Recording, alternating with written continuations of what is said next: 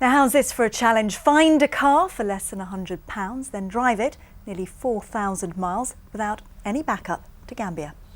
Roscoe Gibson-Denney and David Smith, who live in Norfolk, have done just that, and they took a camera with them. We'll talk to them in a minute after the first part of their adventure. OK, we've come from Norwich, southbound on the A11. It's 8:30 on day one and we've broken down already. Our alternator's packed up as far as we can tell. The car just died on us all of a sudden. We called the RAC and they should be with us in about 20 minutes or so. 30 miles into a 4,000-mile trip and things have already gone pear-shaped. We're fighting against the clock to get to the Channel Tunnel on time. Good old David's just given our little car a new lease of life, little heart transplant. Try and start it now. David and I are raising money for the Big C charity. The Millhouse Bridge, day 2 is about 12 o'clock. The next stop was the Pyrenees. We've made it to Spain, only another 3,000 miles to go. We're currently driving from Alicante to Gibraltar. We're on the coast road, which is quite nice, you know, nice change, nice scenery. We've got the Mediterranean just to our left, and the weather's nice and sunny, so things are looking good. Not sure if you can really see this, but we have seriously overheated. The radiator fan stopped working, but we can keep going, as long as we keep the car heating on full blast. Put the heat right up, just to keep the engine cool. We've arrived at our hotel in Marrakesh. Luckily for us, there's a garage just at the end of the road. This is Yusuf, and he's going to help us fix our fan on our car. Welcome to the food market at Marrakesh Square, where they serve up all kinds of culinary dishes. Yeah, how are you? I'm fine, yeah, good? Yeah, good, yeah, how are you? Welcome, yeah. You want some food, no? No, we've already eaten. One more eat. Tell me what you cook. Come and tell me. I'm going to go into town a bit later today to do some shopping, because apparently this is the last chance to go to a supermarket for the next 2,000 miles. From here, we drive down to Dakhla, and then we hit the desert for real.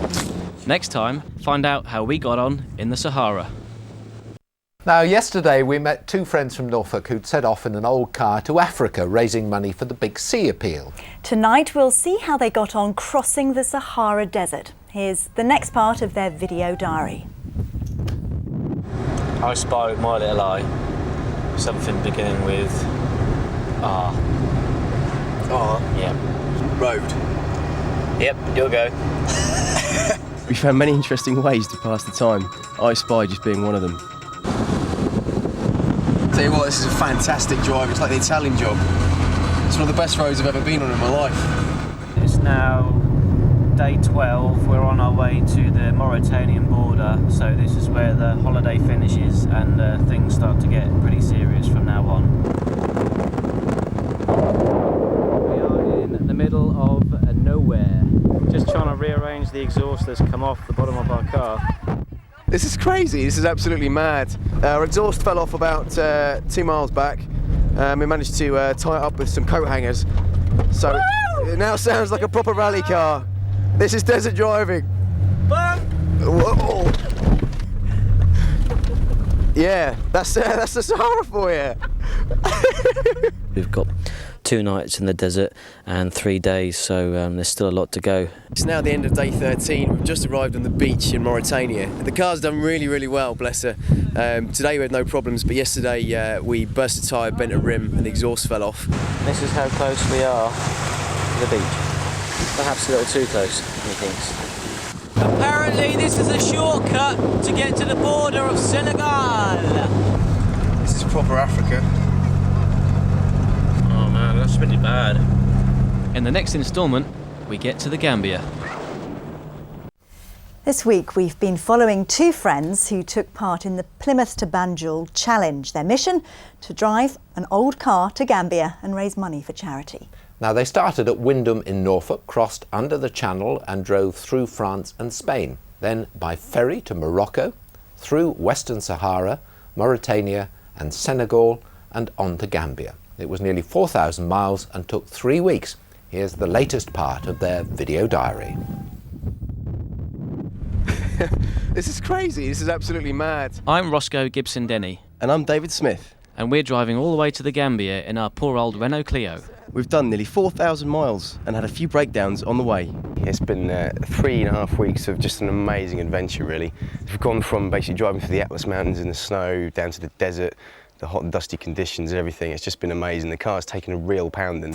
It's taken all I know how to sort of get her back on the road, but I've learned a hell of a lot from this trip. And hopefully when she's auctioned, she'll be able to raise some good money for a local Gambian charity. We've made it. We've got a flat tyre, but we've used up all our spares. No worries, it gives us a chance to catch up on some rest. And I have a special delivery to make. A gentleman in England donated 2 football teams worth of kits for us, including boots. So we're giving them to the local community. And today we have Newtown United to my left, and to my right we have Pipeline United. Been chatting to this old guy who lives in the Sahara. He was saying if he wants some water, he'd have to travel 2 to 3 weeks with his camel just to fill up some jerry cans. I don't think everyone really realises how spoilt we are. It really does hit home quite hard. Along with the other team's cars, Chloe, our little Clio, was auctioned. It made the equivalent of an amazing £950. The money goes towards local Gambian charities. Well, we're proud to have done it, there's no doubt about it. It's been a once-in-a-lifetime experience, and obviously we're very proud to do it not only for the Gambian people, but also for the Big C and the cancer research charity at home. So Keba, this is it.